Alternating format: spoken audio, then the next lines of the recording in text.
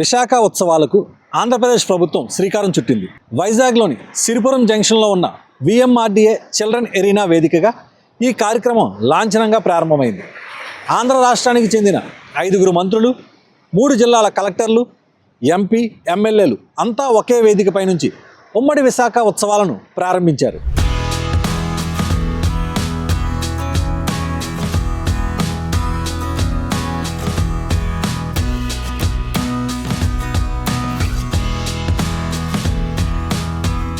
ఉమ్మడి విశాఖ జిల్లా ఉత్సవాలు ఈ నెల 24 నుంచి ఫిబ్రవరి 1వ తేదీ వరకు విశాఖపట్నం, అనకాపల్లి, అల్లూరు సీతారామరాజు జిల్లాల్లో నిర్వహిస్తారు. 20 వేదికలు, 500కు పైగా ఈవెంట్లలో 650 మంది కళాకారులు పాల్గొంటారు. వీరిలో స్థానికులకు అధిక ప్రాధాన్యం ఇస్తారట. ఈ ఉత్సవాల ద్వారా దాదాపు 500 కోట్ల ఆర్థిక లావాదేవీలు జరుగుతాయని చెబుతున్నారు. విశాఖ ఉత్సవం అంటే ఈవెంట్ మాత్రమే కాదని, ఆర్థిక సంపదను పెంచి ఉపాధిని కల్పించే కార్యక్రమం అని చెబుతున్నారు. ఒక కొత్త బ్రాండ్ని క్రియేట్ చేస్తూ ఆంధ్రప్రదేశ్లో ముఖ్యంగా వైజాగ్లో మరిన్ని పెట్టుబడులు వచ్చేలా ఈ ఉత్సవాన్ని నిర్వహించబోతున్నారు. దీనికి బిగ్గెస్ట్ బీచ్ ఫెస్టివల్గా బ్రాండింగ్ చేస్తున్నామని మంత్రులు చెబుతున్నారు. స్థానిక ప్రజల సంస్కృతి సంప్రదాయాలను ప్రపంచానికి చాటేలా ఈ ప్రాంతం పేరు మారుమ్రోగేలా ఉత్సవాలు జరిపించేందుకు పకడ్బందీగా ఏర్పాట్లు చేశారు. ఇప్పటికే ఫ్లెమింగో ఫెస్టివల్, అమరావతి ఆవకాయ్ వంటివి నిర్వహించారు. ఇదే మాదిరిగా త్వరలో ఆంధ్రప్రదేశ్ అంతటా ఉత్సవ వాతావరణం ఉండాలని విధంగా కూటమి ప్రభుత్వం యొక్క ధ్యేయంగా కనిపిస్తోంది.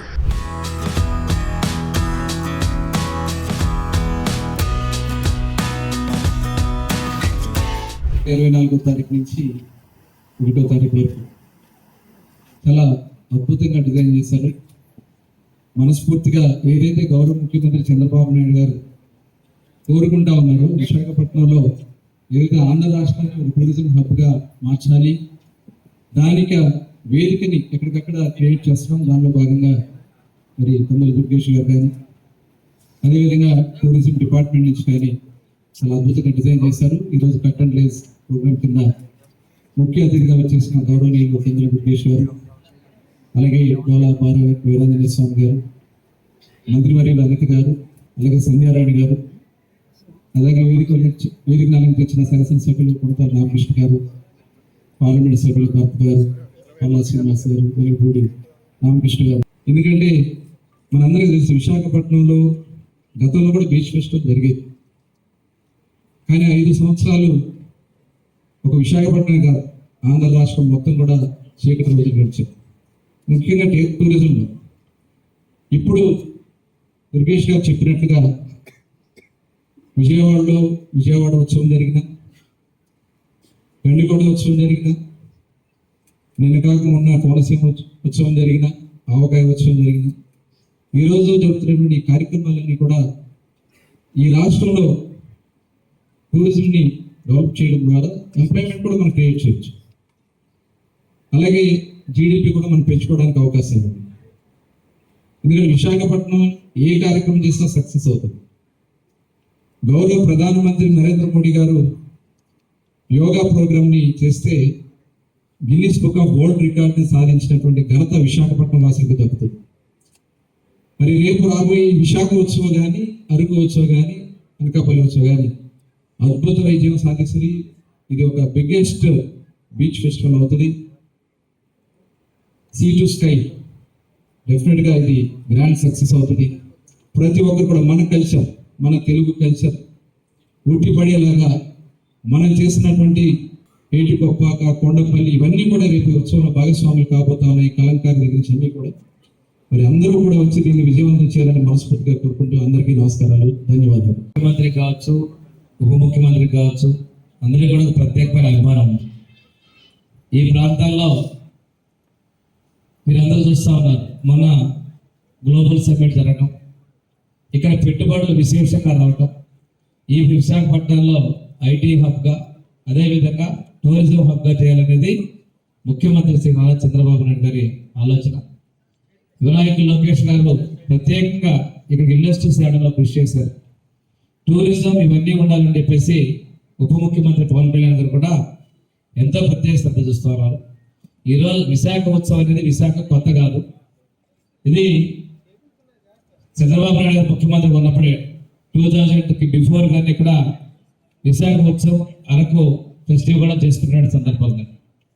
కానీ ఈసారి అద్భుతంగా ప్రపంచం అంతా కూడా విశాఖ వైపు చూసే విధంగా ఈ ప్రాంతంలో ఈ విశాఖ ఉత్సవాన్ని ఉమ్మడి విశాఖ జిల్లాలోని అనకాపల్లి, అరకు, విశాఖపట్నంలో రేపు 24వ తేదీ నుంచి 2వ తేదీ వరకు కూడా గొప్పగా సెలబ్రేట్ చేయాలనేది ప్రభుత్వం ఆలోచన. దీనిలో మీడియా పార్ట్నర్ అయినటువంటి శ్రేయస్ మీడియా, అదేవిధంగా ఇక్కడ ఉన్న విశాఖ ప్రజలందరూ కూడా ఈ కల్చర్ యాక్టివిటీస్లో పాల్గొని విశాఖపట్నాన్ని అద్భుతంగా సాంస్కృతిక కేంద్రంగా, పర్యాటక కేంద్రంగా చేసే దానిలో మీ అందరి సహాయ సహకారం ఉండాలని చెప్పి కోరుకుంటూ, ముఖ్యమంత్రి గారు అదేవిధంగా ప్రధానమంత్రి మోడీ గారు కూడా విశాఖపట్నం ఎకనామిక్ రీజియన్ డెవలప్మెంట్ చేయాలని ఆలోచిస్తూ ఉన్నారు. ఈ ప్రాంతానికి వచ్చినటువంటి పరిశ్రమల్లో వచ్చేసిన ఎంప్లాయీస్ కావచ్చు, ఇండస్ట్రీ వాళ్ళంతా కూడా ఆహ్లాదకరం, వాళ్ళకి కావాల్సిన కుటుంబాలకు కావాల్సినటువంటి మనకి వినోదం కూడా కలిగించడానికి విశాఖ ఎంతో ఉపయోగపడుతుంది. ప్రమోట్ చేసిన మీడియాను ప్రజలందరూ సహకారం కావాలి మనస్ఫూర్తిగా కోరుకుంటూ సెలవు తీసుకుంటాను. Thank you. మనం చెప్తున్నది సాగర తీరాల నుంచి కొండ శిఖరాల వరకు. విశాఖపట్నం అదేవిధంగా అనకాపల్లిలో సాగర తీరాలను మనం చూస్తాం, కొండ శిఖరాల్ని అరకులోయలో మనం చూస్తాం. అటువంటి అద్భుతమైనటువంటి ప్రకృతి రమణీయత ఉన్నటువంటి ఉత్తరాంధ్ర ప్రాంతంలో ఈ కార్యక్రమాల్ని నిర్వహించుకోవటం, అందులోనూ విశాఖ ఉత్సవాల పేరుతో ఈ కార్యక్రమాన్ని నిర్వహించుకోవడం అనేది చాలా ఆనందకరమైన విషయం. మీ అందరికీ తెలుసు, విజయవాడలో ఆ మధ్యకాలంలో మనం దసరా ఉత్సవాలు నిర్వహించుకుంటే స్వయానా ముఖ్యమంత్రి గారు అన్నారు, మైసూర్ అదేవిధంగా కలకత్తాలో జరిగేటువంటి దసరా ఉత్సవాలను మించి విజయవాడలో ఉత్సవాలు జరిగేటువంటి మాటని. అదేవిధంగా తర్వాత ఆవకాయ అమరావతి అనేటువంటి కార్యక్రమం ద్వారా ఈ రాష్ట్రంలో ఒక మంచి కార్యక్రమాన్ని, సినిమా, సాహిత్యం, అదేవిధంగా నృత్యం, వీటికి సంబంధించినటువంటి గొప్ప కార్యక్రమాన్ని నిర్వహించుకున్నాం. దాంతోపాటు మీ అందరికీ తెలియదు కాదు, రాష్ట్రంలో అన్ని ప్రాంతాల్లో కూడా కూటమి ప్రభుత్వం వచ్చిన తర్వాత అద్భుతంగా ఈ ఉత్సవాల్ని నిర్వహించుకుంటా ఉన్నాం. మొన్ననే గండికోట ఉత్సవాల్ని, అదేవిధంగా ఫ్లెమింగో ఉత్సవాల్ని నిర్వహించుకోవడం జరిగింది. ఇవాళ ఏ మూలకు వెళ్ళినప్పటికీ కూడా ఒక ఉత్సవ వాతావరణం ఈ రాష్ట్రంలో కనపడుతుందంటే దానికి కారణం పరిపాలనా దక్షులైనటువంటి గ్రేట్ విజనరీ ముఖ్యమంత్రి చంద్రబాబు నాయుడు గారి నేతృత్వంలో ఈ ప్రభుత్వం అద్భుతంగా పనిచేస్తుంది కనుక వారికి సహకారంగా ఉప ముఖ్యమంత్రి పవన్ కళ్యాణ్ గారు, వీరిద్దరికీ పైన ప్రధానమంత్రి నరేంద్ర మోడీ గారు ముగ్గురు కలిసి డబుల్ ఇంజిన్ సర్కార్ని ఈ రాష్ట్రంలో నడుపుతున్నటువంటి నేపథ్యంలో ఇవాళ ఏ మూలకు వెళ్ళినప్పటికీ కూడా అందుతున్నటువంటి సంక్షేమ ఫలాలు, జరుగుతున్నటువంటి అభివృద్ధి కార్యక్రమాలను చూసి ప్రజలందరూ కూడా పెద్ద ఎత్తున పాల్గొంటున్నారు. ఎక్కడికెక్కడ చిన్న స్థాయి నుంచి పెద్ద స్థాయి వరకు ఈ ఉత్సవాలు జరుగుతూ ఉన్నాయి. అందులో ఈరోజు ప్రధానంగా ఉత్తరాంధ్ర అంటే మా అందరికీ కూడా ప్రకృతి రమణీయతకు కానీ, మనసుని ఆహ్లాదపరిచేటువంటి కార్యక్రమాలకు కానీ పెద్దపీట వేసేటువంటి ఈ ప్రాంతంలో 3 కొత్త జిల్లాలకు సంబంధించి ఈ కార్యక్రమాన్ని ఏర్పాటు చేసుకోవడం, తద్వారా మనం ప్రజలందరిలో కూడా ఉత్సవ వాతావరణాన్ని తీసుకురావడానికి జరుగుతున్న ప్రయత్నంగా మీ అందరికీ ఈ విషయాన్ని తెలియజేస్తూ, విశాఖపట్నం అనేటప్పటికీ మనకి coastal ecology, global coastal ecology గురించి మనం మాట్లాడతాం. అదేవిధంగా ఐటీ కానీ, ఇక్కడ వస్తున్నటువంటి పర్యాటక రంగంలో వస్తున్నటువంటి గొప్ప మార్పులు కానీ, అదేవిధంగా అనకాపల్లి చూసుకుంటే మన సాంస్కృతిక కార్యక్రమాలు, మన సంస్కృతి ప్రభావం ఏ రకంగా ఉందో అనకాపల్లి చూస్తే తెలుస్తుంది. దాంతోపాటు ఎంఎస్ఎంఈలు కూడా చిన్న తరహా, సూక్ష్మ తరహా పరిశ్రమలు అనేక ఏర్పాటు చేసుకున్నటువంటి ప్రాంతం. దాంతోపాటు కల్లరి అంటే మన తెలుగు వారి రుచుల్ని మనందరికీ చూపించేటువంటి ప్రాంతం అనకాపల్లి జిల్లా. ఇక అరకులో చూసుకున్నట్లయితే మీ అందరికీ తెలియనిది కాదు, గిరిజన సంస్కృతి. అక్కడ ఉన్నటువంటి అద్భుతమైనటువంటి లంబసింగ్ కానీ, అనంతగిరి కానీ, టైడా కానీ, ఇవన్నీ చూసినప్పుడు మనసు ఆహ్లాదంగా ఉంటుంది. మనం ఎక్కడ ఉన్నాం అనే దాంట్లో చూసుకుంటే ప్రపంచంలోనే ఇంత అద్భుతమైనటువంటి ప్రాంతం ఉందా అనిపించేటువంటి విధంగా అక్కడ ఉంటుంది. ఇలాగే ఈ 3 ప్రాంతాలు ఒక్కొక్క దానికి ఒక్కొక్క వెరైటీగా ఉన్నటువంటి ప్రాంతాలు. ఈ ప్రాంతాల్లో ఇవాళ చేపట్టేటువంటి ఈ కార్యక్రమం ఇది మామూలుగా పండుగ చేసుకుంటున్నాం అనేటువంటి మాట కాకుండా దీనివల్ల అన్ని రకాల అభివృద్ధి జరుగుతుంది, ముఖ్యంగా ఎకానమీ డెవలప్ అవుతుంది. తింటే అనకాపల్లి బెల్లం తినాలి, చూస్తే విశాఖ ఉత్సవాలు చూడాలి. ఆ రేంజ్ లో ఈసారి మనకు ఖచ్చితంగా ఉత్సవాలు ఉండబోతున్నాయి. అరకు ఎంత అంగరంగ వైభవంగా ఆ ప్లేస్లోనే ఉంటాయి మీ అందరికీ తెలుసు. ఉమ్మడి విశాఖపట్నం జిల్లాలో 3 జిల్లాలుగా మన రూపాంతరం చెందింది. ఈ 3 జిల్లాలకు కూడా ఈరోజు మనం ఉత్సవాలు చేసుకోవడం జరుగుతుంది. వైజాగ్ 24 నుంచి 31 వరకు, అనకాపల్లి 29, 30, అరకు 30, 31, 1 తేదీల్లో ఉత్సవాలు మనం జరుపుకుంటున్నాం. ముఖ్యంగా అరకు గురించి చెప్పాలి, ఎందుకంటే ఇన్ఛార్జ్ మంత్రిగా అక్కడ లోకల్ గా ఉన్నటువంటి ఒక మంత్రిగా, ట్రైబల్ వెల్ఫేర్ మినిస్టర్ గా ఒక విషయం చెప్పాలి. అరకులో ఉన్నటువంటి అద్భుతమైన అందాలను చూడడానికి మీరు ఎలా వెళ్తున్నారు, ఆ అందాలను మరి కాస్త పెంచి మీకు చూపించాలన్నది మేము ఈరోజు చేస్తున్నటువంటి ఒక ప్రయత్నం. అలాగే నిన్న మొన్నటి వరకు మీరు చూస్తుంటారు, నేషనల్ ఈఎంఆర్ఎస్ ఉత్సవం ఒకటి చేస్తాం.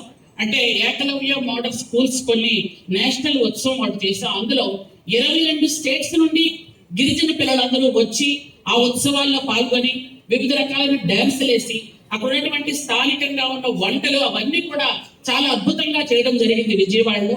వాళ్ళని ఖచ్చితంగా మళ్ళా ఇక్కడ మేము కొంతమందిని ఆ స్టేట్స్ నుండి, అంటే మొత్తం అంతా సౌత్ ఇండియా నుండి ఉన్నటువంటి ఎక్కడెక్కడైతే గిరిజనుల తాలూకా సంస్కృతి సంప్రదాయాలు ఉంటాయి అవన్నీ కూడా అరకు తీసుకొచ్చి అందరికీ చూపించాలన్నదే మా తాలూకా ఉద్దేశం.